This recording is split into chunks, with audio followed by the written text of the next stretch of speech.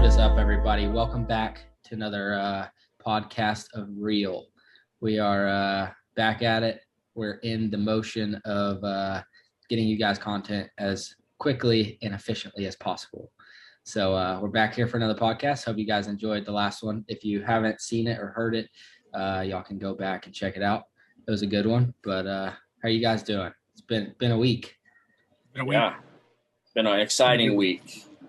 Yeah, it's been good. I've been doing good. Just been working on summer stuff with the family and getting ready to get out and get after these hunts, getting some stuff scheduled and put together. But it's getting close, and I'm getting excited. It's getting super close. I can't wait. Right before this podcast started, we were talking about rain and stuff. I know Texas has been hammered. Really, since y'all came down for turkey season, we haven't had like a full week of sun since y'all have left. It's been insane, but I know y'all are finally getting some rain. But as y'all said, probably a little too late to get the rain for y'all for the growth of the deer and elk.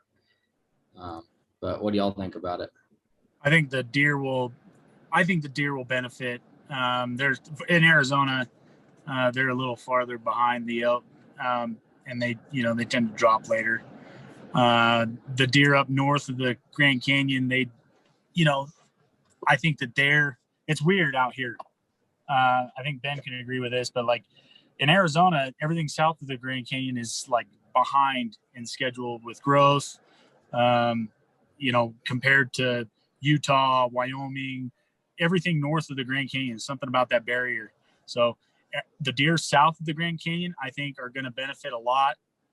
I think that they'll be able to get some of this, the rain will benefit their horn growth, but everything north of the Grand Canyon, I think it might be too far gone, really for their growth. Obviously, it's going to help their bodies recuperate and hopefully rut. But yeah, you got to think that it takes. I mean, after you get a good solid rain, it's got to take weeks for the foliage and stuff to come up for them to actually get nutrients from, other than just having water to drink and stuff like that and getting minerals out of that, but actually getting food that was caused from the rain. Seems like you'd have to have rain months ahead of them coming into velvet. Yeah, we've been getting rain for a solid couple of weeks, and it's just now starting to green up. So yeah, bulls crazy. Are mostly finished out. Even some bulls are rubbing. I mean, it's a little early for them to be rubbing, but I've heard of it, a couple bulls rubbing already, so they're pretty much finished out. That's wild, man. That's so early. That is crazy. Yeah, like I've noticed around here, even in my scouting and stuff, the deer aren't like finished as much as they would be normally. It seems like they're a little bit behind. I know we talked a little bit in the past about like on bad water years and bad feed years, they drop later, hang on to their antlers a little bit longer, and then that pushes back the growth cycle, and in turn even can push back like when the fawns drop and when they rut. So it's going to be an interesting year to see how it plays out, but all that kind of plays into what we're doing right now, which is like full swing and scouting and hunt prep situation. And I think that's a little bit what we want to talk about today, is what we're all doing to get ready for the hunts that are coming up soon. So I think that segue. That was a good segue, huh? That's great. Yeah. That was really good. Yeah. I think I'm still in the process of just getting dates on the calendar.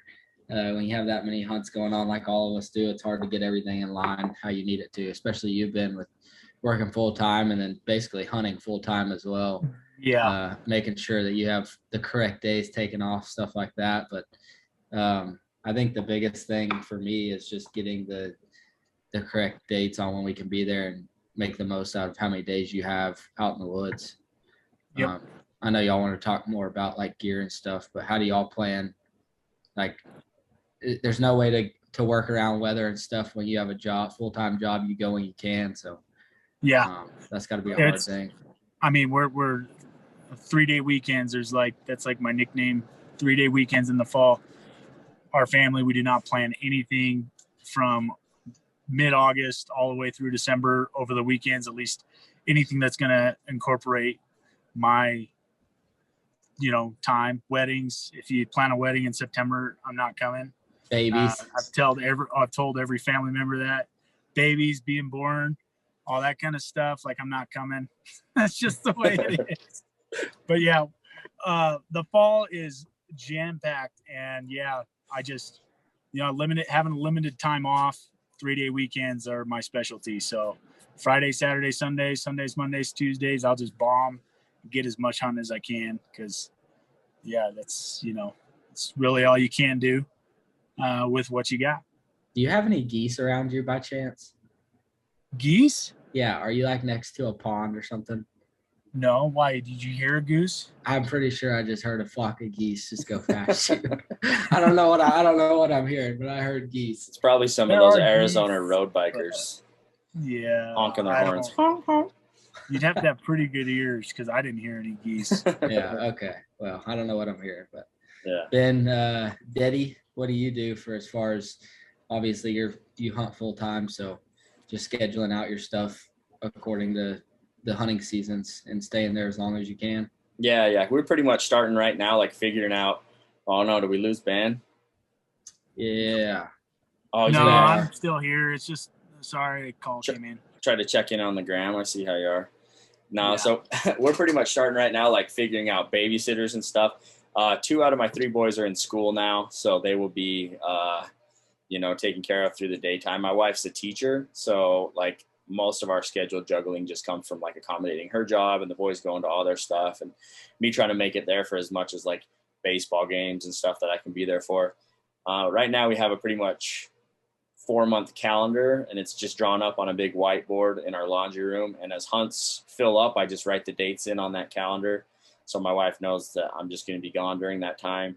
I think I just locked down the last hunt that I'll be able to do in October. Now, pretty much every single day of that whole month has a hunt scheduled on it, so that's going to be super busy. But we should be just whacking and stacking bodies during that time. Heck yeah. That's and awesome. Then, just kind of like balancing it with everybody, babysitters, but figuring out dates at the same time is a lot. It's a lot to figure out right now, but it all comes down to having a Google Calendar on your phone that tells you when everything's coming and going. So. Yep, for sure. So that's as far as scheduling goes. That's pretty much it. What's up, buddy? What's his name? That's Timber. Which one is that? Timber. Hi, everybody. He's just I like that around. name. Yeah. You got cool kid names. Yeah, they're fun. But so like get past the scheduling part of hunts. If you had all your necessities, I guess everything is necessity if you bring it, but your gun, your pack, and your glass, what would be like for somebody that's hunting new in the West, like me, which I've hunted the West, but I don't live there like you guys. Like, what would you tell somebody 3 to 5 things that you have to have and put aside your gun, your glass, your stuff like that? What would be 3 to 5 things that y'all would say is a must have? It can be anything from gear to food to whatever. I'll go first. Water filtration. I'd always have that. Some sort of way to filter water. Ben and I mean, we ran into a situation last year where, it can get kind of dicey out here with how hot and dry it can be in certain areas. So definitely water filtration. Tripod. If you come hunting with me and you don't have a tripod, that's a problem. Just kidding. But yeah, no, tripod definitely with your glass. I mean, that's a lot of the hunting we do is lots of glass in. And then let's see, aside from like camping gear and whatnot, man, I don't know. Well, Game bags, because we're probably going to be killing something. That's the way I see it. Ben doesn't even know what he has in his pack at most of the times. Like if you're going with Ben likes to run like a 10-day pack for day hunts. Like the dude carries more stuff than anybody ever met in my life. I like to run like a modular pack that like smashes down, makes a good day pack, something small, but then you can also do more extended trips with it.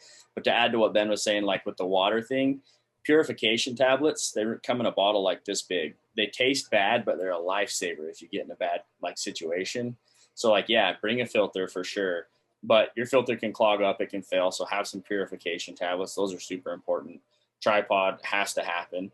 Another thing that I don't ever go without is a way to sleep comfortably at the truck. So like you have your backcountry sleep system, which who knows, you might run a hammock, or I run like a small bedroll, whatever you run, a little tent, that's all great. But like there's going to be times when you pull in super late at night and it's critical that you get like some good night's sleep before you get out and go to the hills. So whether you're sleeping in the shell of your truck, just have something. I use a bedroll, a canvas cutter that is just like plush. It has a foam pad and you can be guaranteed to sleep good in it. But that for me is super important. Like that same, or the other Coos deer hunt that we did together, we rolled in there like at midnight and we got to sleep for like 3 hours, and you got to get those hours or else you're just going to be worthless. Like, Yeah. I just ended up sleeping on the hill. And especially when you're glassing all day, like, I don't know about you, but when I get really crappy sleep or pulling all nighter or whatnot, when I'm sitting there glassing, my eyes glaze over, and, you know, and it's just, I might as well just be sleeping because I'm just going through the motions at that point. So I've noticed that if I don't get at least a good few hours of sleep before I'm hunting and glassing all day, because it's hard enough to spot them, on your best day, let alone when you're running on no sleep. So I definitely agree with that. And so y'all got water purification, any kind of way you can do that, and then tripod. What do y'all do for like in reach or anything like that? Do you ever worry about? I mean, I guess it depends on the hunt too. How far in are you going? How long are you staying? But obviously, tell somebody where you're going when you plan on being back to the truck. I always do that every hunt I go on. Tell somebody what time I should be back if I'm not back by this time. Send the search team. Yeah. Well, and one of the crucial things that I always have backup battery packs for like charging phones, because the old school days of the paper map are gone. So I usually have a saved map on my phone. And that's 90% of my scouting in itself is using the map. So making sure that I have good charging for communication as well as maps. So that's a big thing.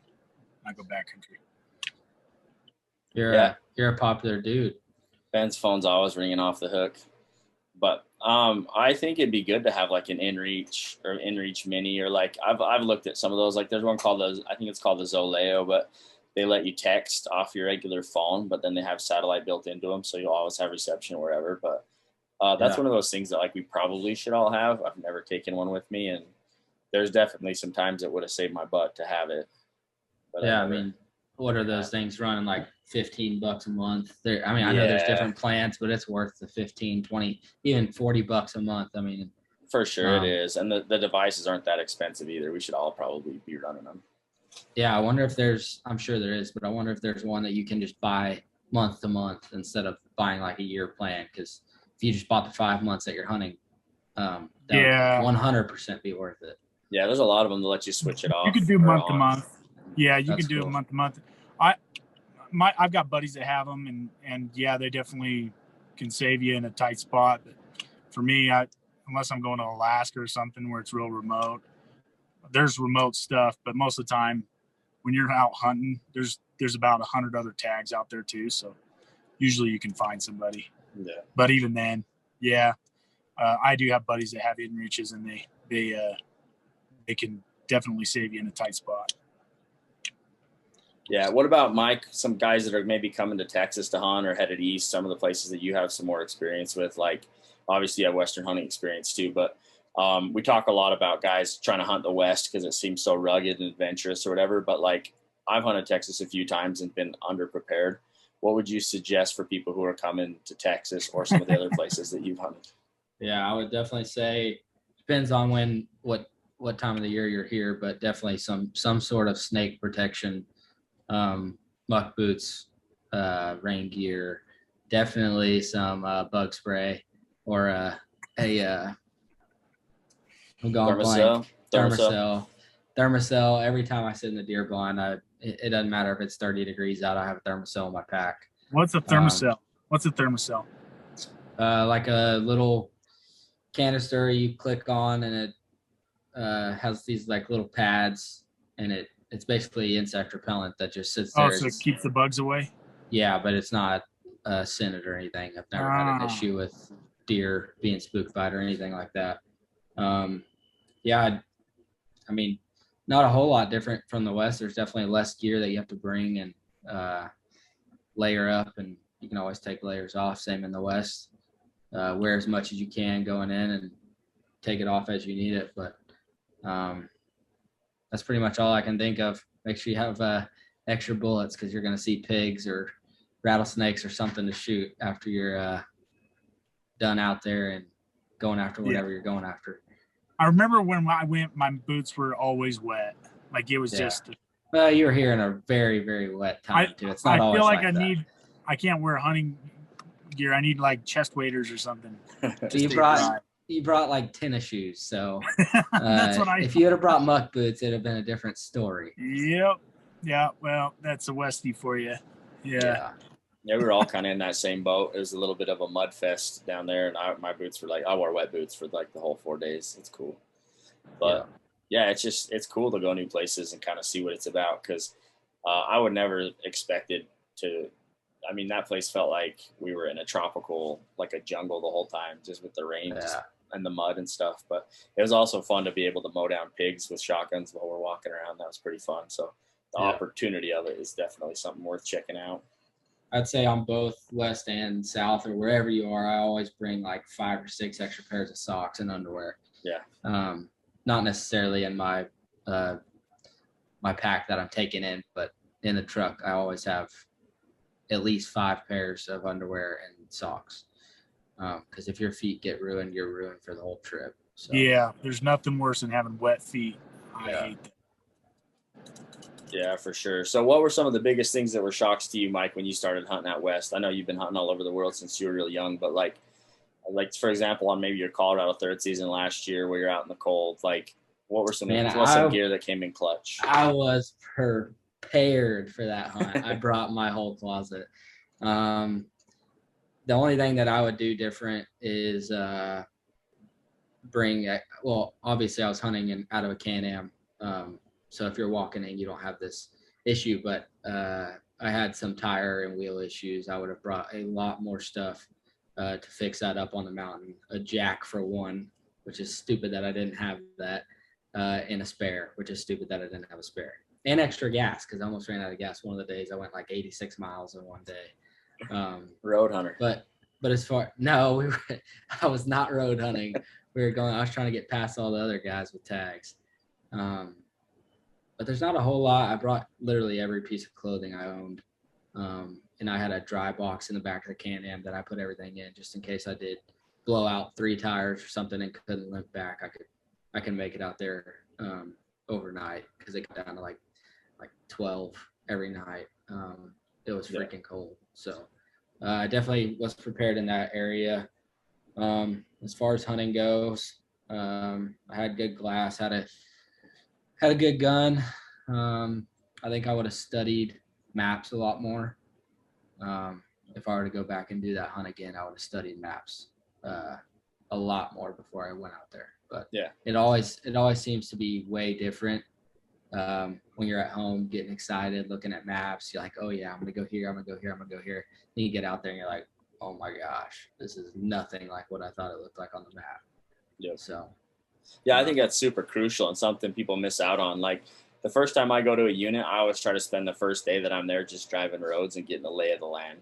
Because like you said, once you get there, it's never anything how it looked on the map. And, you know, there might be a road on the map and then you get to it and it's like an ATV trail. You might not have the right vehicle for it, or it might be a locked gate on there you don't know about. So it's important to get on there and find like an app or something that has private versus public, and then also access points so that you can kind of have a better idea where you're starting from. Because there's a lot of dudes that never take full advantage of their tags because they're just figuring that stuff out the whole time. Just trying to figure out where the glassing points are, what the elevation's like, what the access is like. And it's the dudes who, you know, take the time to figure out ahead of time that are more successful, I feel like. Yeah. And we, if y'all listen to the last podcast, we did actually secure the tags for that same exact hunt that we're talking about right now. So we'll be up there in the same exact place. So that's going to be awesome, going back a second year in a row, knowing the land. And there's so many guys out there. Colorado's, I feel like, is such a hot spot for over-the-counter stuff. And that's the same. That unit is also a over-the-counter bull tag, late-season bull tag. So most of those guys are out there hunting elk, and I probably stopped and talked to 15 guys, and I think only one or two had a deer tag. So there's going to be a lot of guys out there, but that's why I went 80-something miles in one day, just trying to get back as far as I could. But it's going to be an awesome hunt for all three of us to be on. So I'm excited for that, man.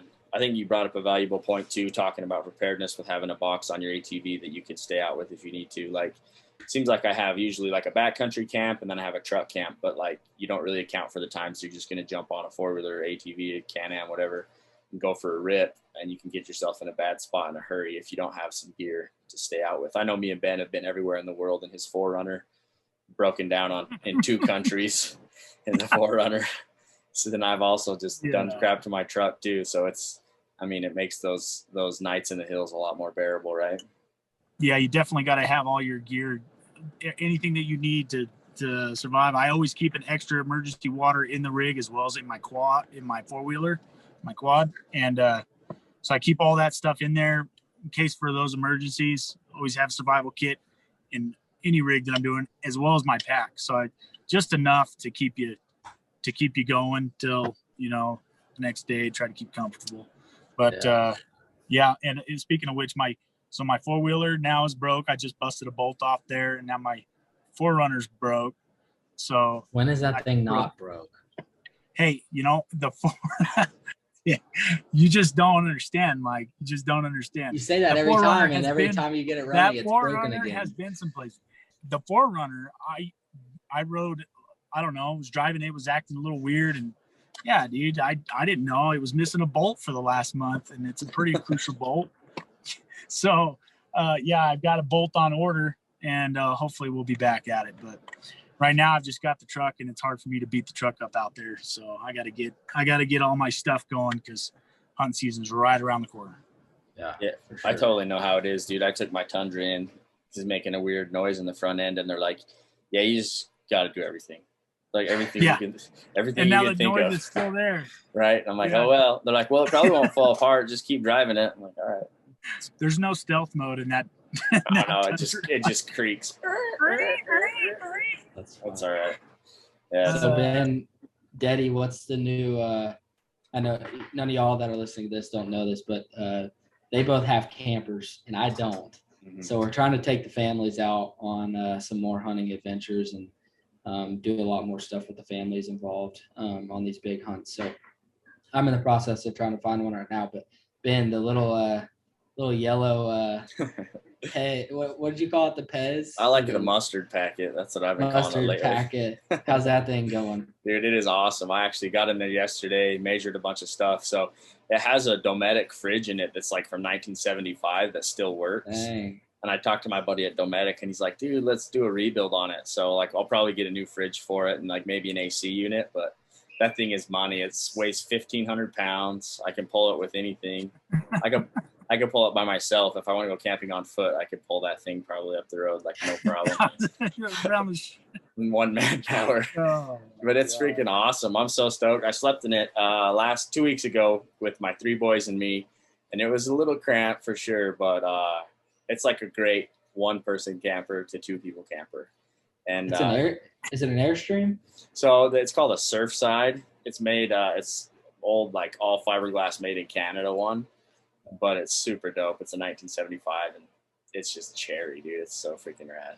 Love it. That's awesome. Ben, what do you have? It's like a Weekend Warrior toy hauler. Oh, you do have a toy hauler. Yep. So you can put your quad. My quad. Or your 4x4. You can call whatever you want. My 4-wheeler. My wheeler. Yeah.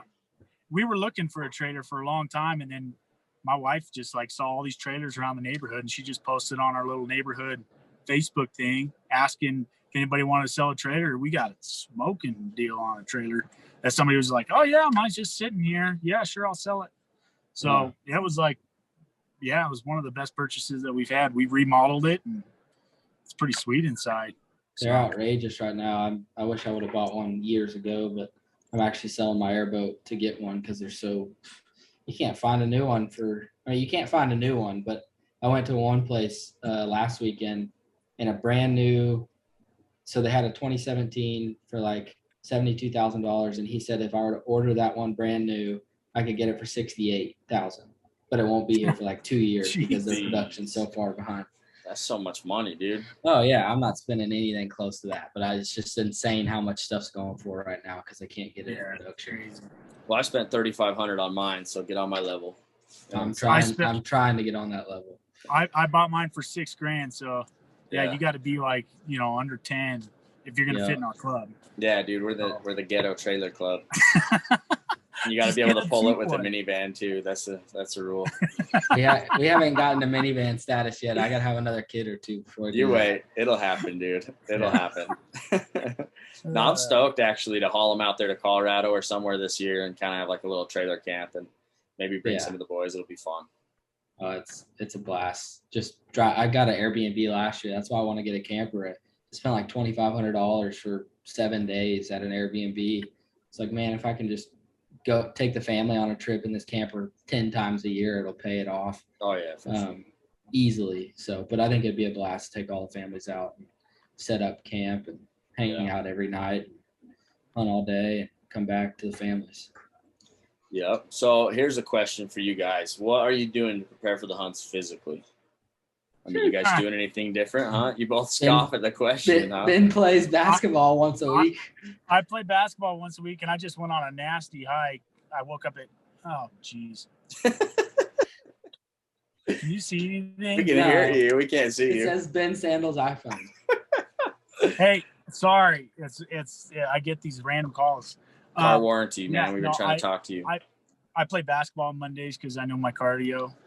But that's pretty much it. I did go on a pretty nasty hike, replenishing salts this morning at 4 a.m. So once you get on my level, then you can talk. But, it was a pretty good hike, but it's just one hike. That's about all I've done. But the rest of it's just been mobbing Forerunner and quad. That's how you prepare to hunt in Arizona. Just drive the Forerunner around. I haven't. Yeah. I've been winging it the past couple of years, and I've been okay. Like that New Mexico hunt that we go on, Ben, the Audad hunt. It's pretty grueling, but I feel like I can get out there and get it done. But I think I'm getting to the point in life to where I actually need to start preparing more for these hunts because I know one day it's going to hit me and hurt me hard. You're approaching your 30s, dude. You're approaching. The world's about to change for you. Yeah. Yeah. But I've been pretty good the past couple of years. Just really just trying to eat as healthy as I can and then going out there and getting the altitude is what kills me. It's not the actual physical stuff that really gets me hard until you're packing out, but that's fun. When you get back to the truck, you just feel like you accomplished something, but I don't do anything really.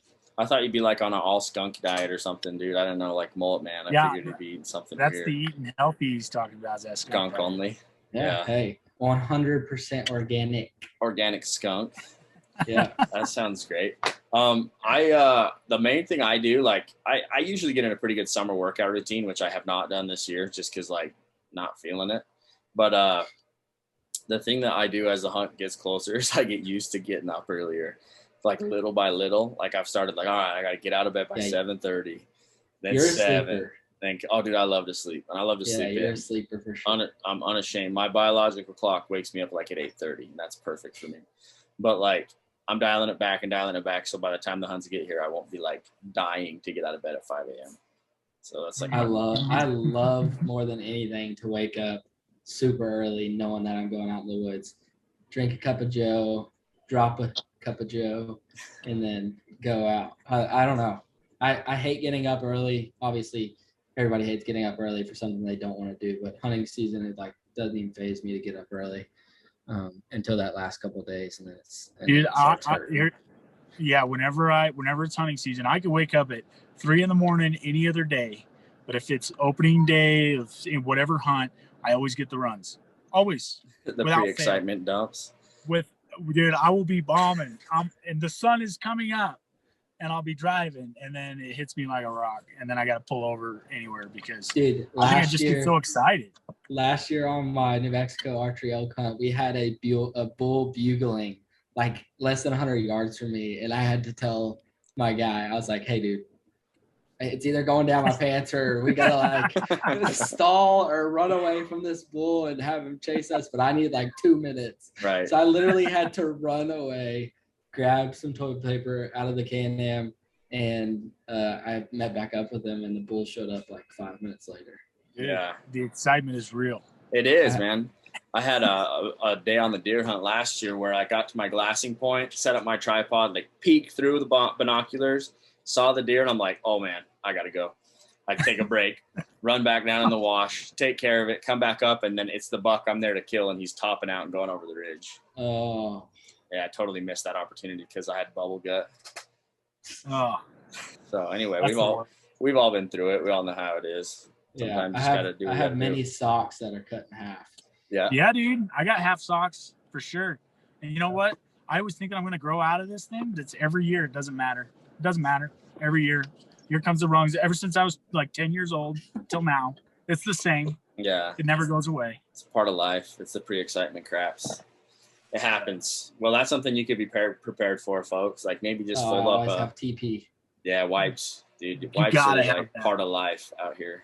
I've never gotten on the wipe game, the baby wipe game, gang, whatever you want to call it. You need to level up, dude. Yeah, but when they freeze, Biodegradable. when you're in 15-degree weather in Colorado, they freeze. Yeah, and then they just feel like toilet paper. Yeah, you just stick them in your hands for a while. Yeah. I'll stick with dry. No, I've definitely had to Flush. use frozen ones Toilet before. They paper. suck. They Yeah. suck bad. Well, this conversation's gone to crap. So I think we should wrap this one up, boys. Yeah. Any parting thoughts? Anything else you guys want to share? Can't wait to be out there. No, we have video vlog dropping on Sunday. So stay tuned for that one. I don't know what you guys are doing, but had some pretty cool stuff happen today. Can't wait to share with you. So You Sweet. still out there looking for antelope? no, I switched it up. So I replenished my deer salts and checked and put cameras out for the over-the-counter archery hunt, and it's looking pretty promising. So definitely some exciting stuff. Found a few sheds, so stuff that, pretty exciting. Pretty cool stuff. Pretty cool stuff. Don't miss the vlog, folks. We're going to be doing another mashup style one this week. We really liked that one. That was fun for us, so we'll probably do that one again and do those a few more down the line until we can get together and get some hunts. But thank you guys for tuning into this podcast, for making it this far. If you wouldn't mind hitting that subscribe button, subscribe to Real Hunting, and help us get going, we'd greatly appreciate it. Hope you guys have a good one, and keep it real. Keep it real. Bye. Bye.